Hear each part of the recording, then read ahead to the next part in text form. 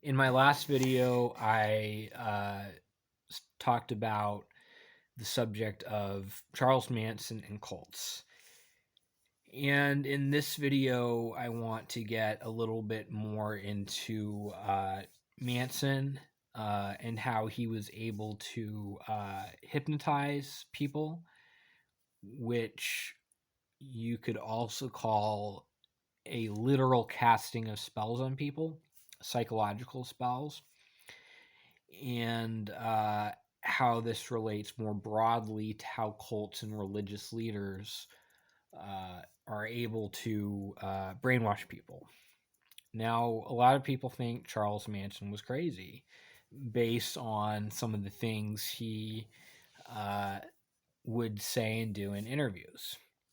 Manson was not crazy. He was not delusional. He knew exactly what he was doing.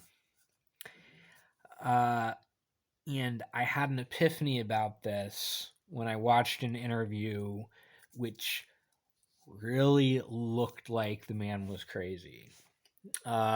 He was in jail and he was talking to a news interview, and he told her he could take her to a higher level. She said, "How do you do that?" And he got up and he started moving like crazy and saying "suga baga baga" and like "Rah," and doing all these weird stuff. Um, and it looks like the actions of Crazy Man. But I had an epiphany on how that could actually work. Um, before I get into that, I want to read something that the actor Danny Trejo, the star of Machete and many other movies, the Mexican American guy, said. Now, when he was younger, he was in jail out in California, and he actually knew Manson in jail. I think this was before Helter Skelter.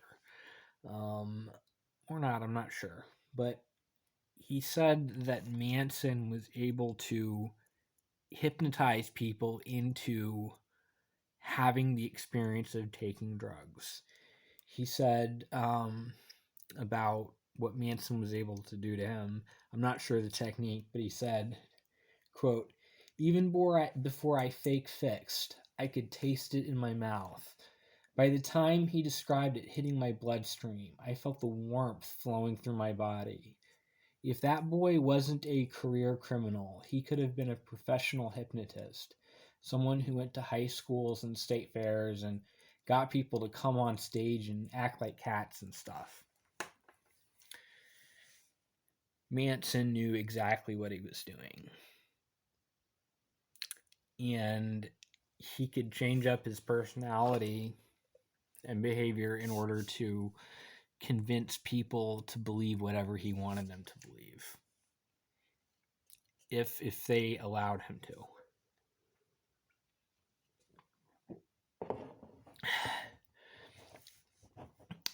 People who went up to Spawn Ranch and hung out with the family um, and left said that a lot of people came up to visit and were intrigued at first and pretty soon left. And the people that stuck around tended to have some darkness in their hearts because there was so much darkness in his.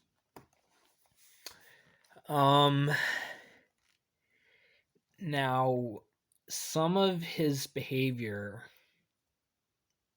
in interviews would understandably lead someone to believe the man was crazy, which I thought too. And one of them was he's talking to an interview and he says, I can take you to a higher level. She says, okay, how do you do that? Show me. So he got up and he started moving and dancing around and saying, shabba and wa da da da and yelling gibberish. And he was acting like a crazy person. But then I had an epiphany. He knew exactly what he was doing.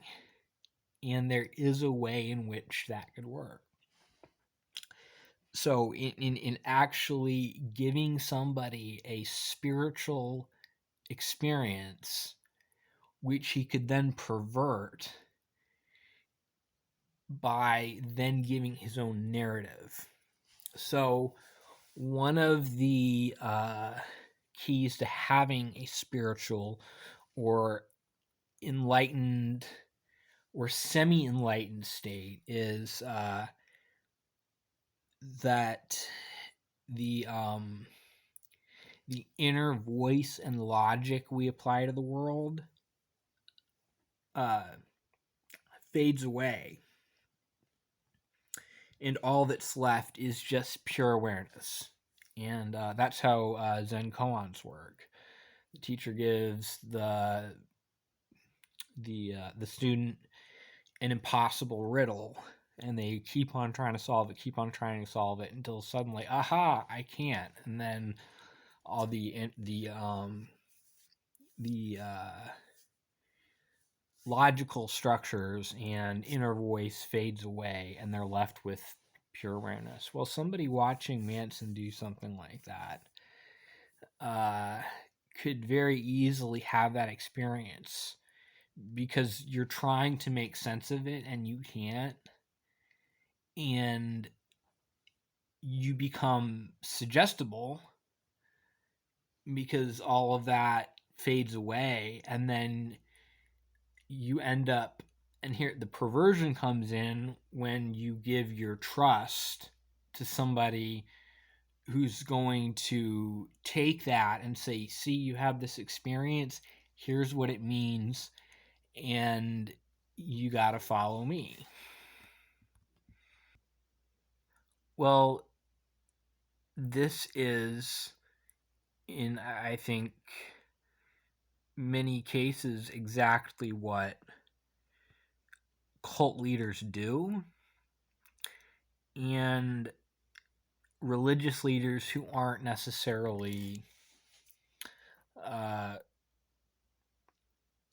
defined as cults. They may just be a large Christian denomination or Christian pastor or just church where people have spiritual experiences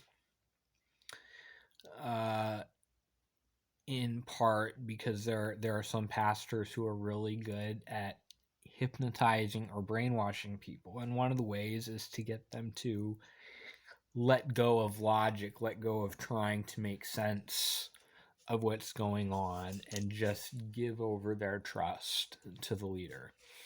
So you got to be careful about that. When I look back on my we'll say 25 initial years of being a very firm, devoted Christian and religious person, I had a lot of experiences that I took to be spiritual. And I'm not going to say there wasn't anything spiritual about them, but I've had experience since leaving that I would call true spiritual experiences, direct contact with the divine. And when I look back on those experiences, they were primarily emotional. They weren't direct contact with the divine. They were more about God and emotional feelings about God, and getting lost in worship. And but there was a spiritual element, and where it got corrupted is then the church and the pastor told me how to interpret it. See, you have the spiritual experience. Well, that's from this particular concept of God that wasn't true.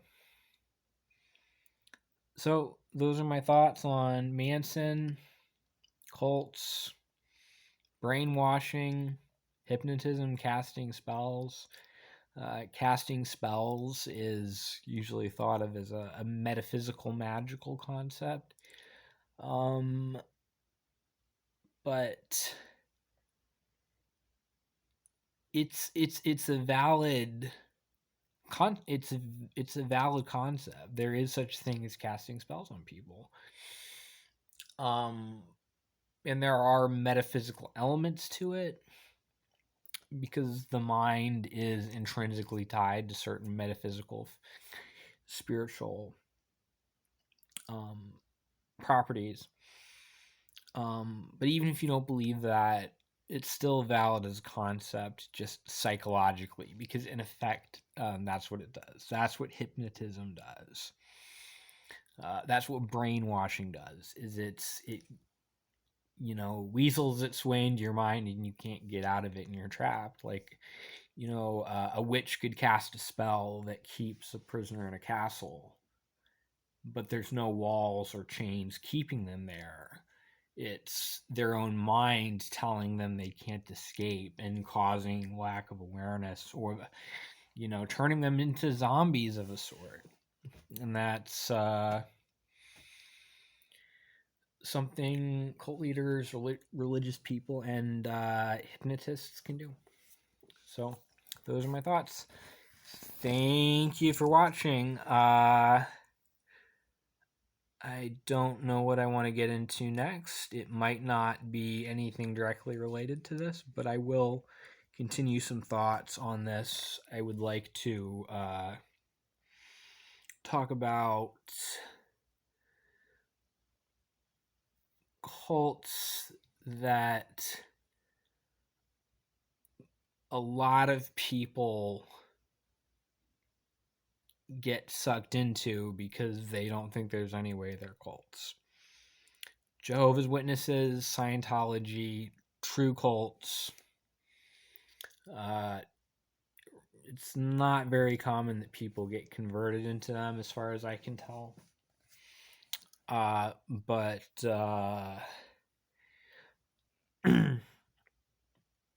two that I think probably do the most harm to the most people would be multi-level marketing organizations, which many of them, even if they're not full-blown cults, still foster cult-like tendencies. Some I would consider true cults. At least they cross the line into being what I would consider cults. And Alcoholics Anonymous, which I would actually define as a true cult. So, yep. Thanks for listening.